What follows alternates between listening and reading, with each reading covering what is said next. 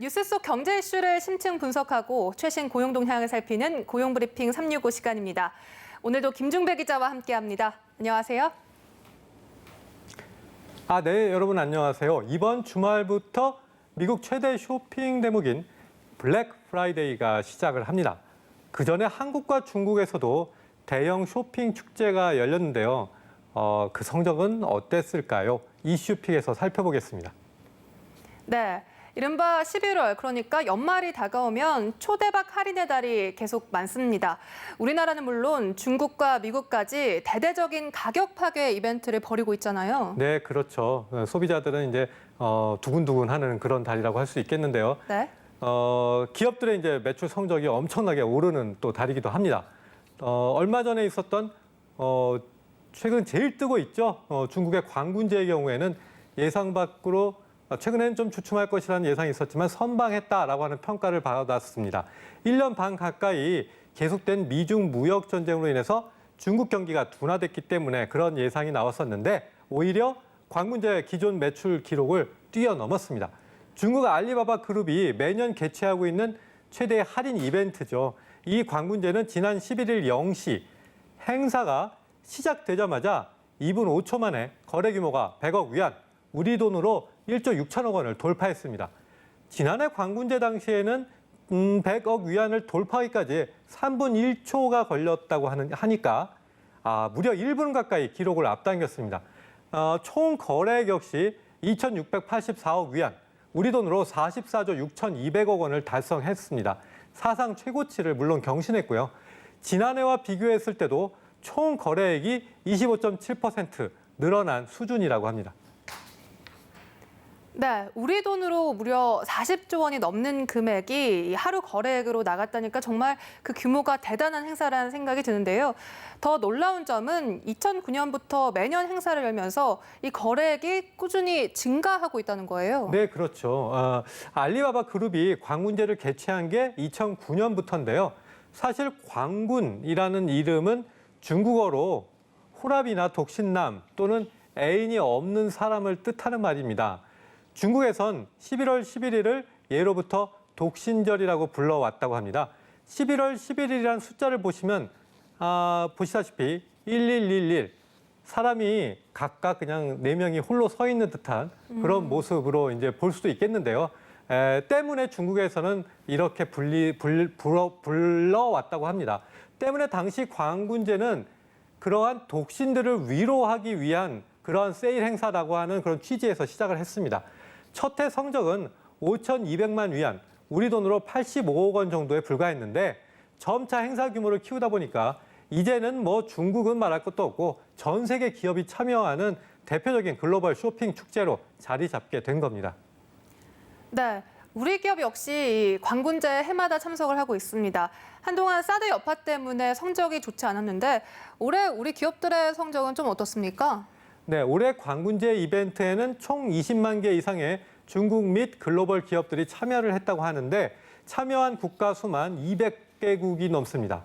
이 가운데 우리 기업들도 물론 상당수를 차지했습니다. 또 매출 성적도 나쁘지 않았다고 하는데요. 중국인들이 직접 구매를 한 해외 국가를 살펴보면 한국은 미국과 일본에 이어 3위를 기록했습니다. 오전 0시부터 오전 1시 사이 중국 안팎의 84개 브랜드가 1억 위안 이상의 매출을 올렸는데 이 중에는 삼성전자와 LG 생활건강의 화장품 브랜드 후, 또 휠라 3개의 기업이 포함이 됐습니다. 식품 기업인 농심도 이번 광군제에서 총 700만 위안의 매출을 기록해서 지난해 광군제보다 무려 40% 증가한 짭짤한 매출 기록을 올렸습니다. 네, 우리 기업 역시 정말 대단한 성적을 올리면서 사드 여파가 조금은 사라진 것 같아서 다행이라는 생각이 듭니다. 또 미국과 중국뿐 아니라 우리나라에도 이 쇼핑 이벤트 11월에 코리아 세일 페스타가 열리잖아요. 성적이 어땠나요? 네, 우리나라도 이제 11월이 이제 최대 쇼핑 기간이라고 할 수 있는데요. 또 내수 소비를 촉진하기 위해서 미국 블랙 프라이데이에서 착안한 코리아 세일 페스타가 이제 열리고 있기 때문입니다. 올해로 이제 4번째를 맞는데 지난 22일까지 이제 열렸습니다.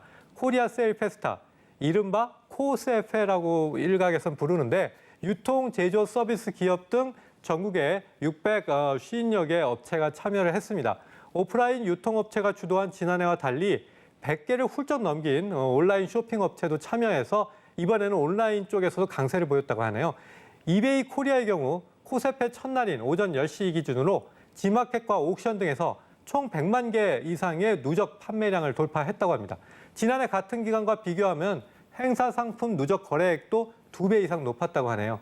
11번가 역시 1일부터 4월 동안 상품들이 매진된 것들이 총 30만 종에 이르는데 소셜 커머스 업체인 티머는 1일 하루에만 매출이 10월과 비교했을 때 5배가 올랐다고 하네요. 지난달부터 미리 할인 행사를 펼쳐온 SSG.com 신세계죠. 이 매출은 163%, 고객 수는 131%가 증가하면서 역시 유의미한 증가 폭을 기록했습니다. 네, 이렇게 온라인의 경우에는 상당히 괜찮은 성적을 낸 반면 전통시장이나 백화점 같이 오프라인의 경우에는 이 코스피 기간 동안에도 좀 분위기가 잠잠했다라는 분석도 있습니다. 세일을 하더라도 그 할인폭이 조금 낮았다 이런 분석도 있고요. 이런 점은 좀 아쉽죠. 예, 아무래도 오프라인 쪽 관심이 많으시네요. 네. 그 코세페가 전국 규모의 행사라는 것이 무색하게 올해는 온라인 쇼핑에 밟지 않은 소비자들 경우에는 아예 코세페가 열리는 것조차도 모르는 사람들이 많았다고 합니다. 아나운서께서는 어쩌셨는지 모르겠는데요. 네. 이번에는 정부 주도가 아니라 민간 주도였기 때문에 특히 지방업체와 전통시장의 참여가 낮았습니다. 백화점 역시 할인율이 10에서 20% 정도밖에 되지 않았다고 하네요. 이렇게 백화점의 참여가 소극적이었던 것에는 또 나름의 이유가 있었다고 합니다. 얼마 전 공정거래위원회가 유통업자들의 이제 판매 촉진 행사에 드는 비용의 50% 이상을 분담토록 한 특약 매입 지침을 뒀고 백화점과 공정위 사이에서 기싸움이 있었기 때문인데요. 이 때문에 백화점 업계가 아예 코세페 보이콧까지 선언했다가 철회를 하는 해프닝도 있었습니다. 결국 보이콧 자체는 철회하긴 했지만 코세페 참여 자체는 그냥 형식적이었다. 결과적으로 그런 평가가 나옵니다. 카드사들 역시 코세페보다는 관군제와 미국의 블랙 프라이데이에 혜택을 주력하겠다. 그런 입장을 보였다고 합니다. 카드사에서 혜택을 제공할 때 해외는 제조사, 유통사와 함께 협업으로 진행하는 경우가 많지만 코세페의 경우에는 카드사 단독으로 진행해야 하는 경우가 많아서 그만큼 부담이 컸다. 이런 진단도 나옵니다. 이 때문에 보다 코세페 이 행사를 활성화하기 위해서는 행사에 참여하는 여러 기업들이 시너지를 낼 수 있는 구체적인 방안들이 마련돼야 한다. 이렇게 업계에서는 이야기하고 있습니다. 결론적으로 되게 형식적인 면에 좀 치우치지 않았나라는 생각이 드네요. 네. 다음은 유용한 경제 용어만을 쏙쏙 골라 소개하는 유워드 시간입니다. 오늘은 어떤 단어로 가져오셨을까요? 네, 오늘은 재밌는데요. 네. 라마와 따마라고 하는 표현을 가져왔습니다. 내수 시장이 어렵다 보니까 판매의 눈길을 중국 쪽으로 돌리는 기업이 상당하죠. 이 때문에 반드시 알아야 할 용어가 라마와 따마입니다. 중국에서 소비 시장을 주도하고 있는 두 개의 여성 그룹을 이야기하는 말입니다. 라마는 경제력과 정보력을 갖춘 신세대 엄마들로 1980년대 생으로 대표되는 바링허우 세대가 대부분이라고 합니다. 기저귀나 분유에서부터 유아 교육에까지 육아 품목에 많은 돈을 소비하고 있는 신흥 소비층이라고도 말할 수 있겠습니다. 네. 중국의 경우에는 자녀가 일자녀인 경우가 많아서 이런 육아용품에 많은 소비를 하고 있다고 합니다. 이 때문에 라마와 같은 신흥 소비층도 등장한 것 같은데 그렇다면 따마는 어떤 소비층을 말하나요? 네, 따마는 소비력이 강한 중년 부인이다. 이렇게 이제 문화적으로 볼 수 있는데요. 네. 원래는 힘세고 억척스러운 우리나라 말로 치자면 죄송합니다만 극성 아줌마라고 할 수 있겠죠. 현재 중국 경제를 뒤흔드는 소비력 강한 중년 부인들을 이야기하고 있습니다. 일본으로 따지면 한때 외환과 부동산 시장을 주름잡아 왔었던 그런 와타나베 부인이라고 하는 조, 여기가 또 거기에 해당될 수 있겠는데요. 따마는 중국 전체 인구 가운데 무려 4억 명에 이른다라고 하는 그런 식의 알려져 있습니다. 따마의 위력을 가장 잘 나타낸 예가 바로 금값이 폭락했던 2013년 4월 15일의 일입니다. 당시 금값이 하루 사이에 20%가 폭락하니까 따마로 대표되는 중국의 중년 부인들이 해외 시장에서 무려 300톤 이상의 금을 사들였다고 하네요. 당시 이들이 사들인 금만 우리 돈으로 환산하면 17조 288억 원에 이른다고 합니다.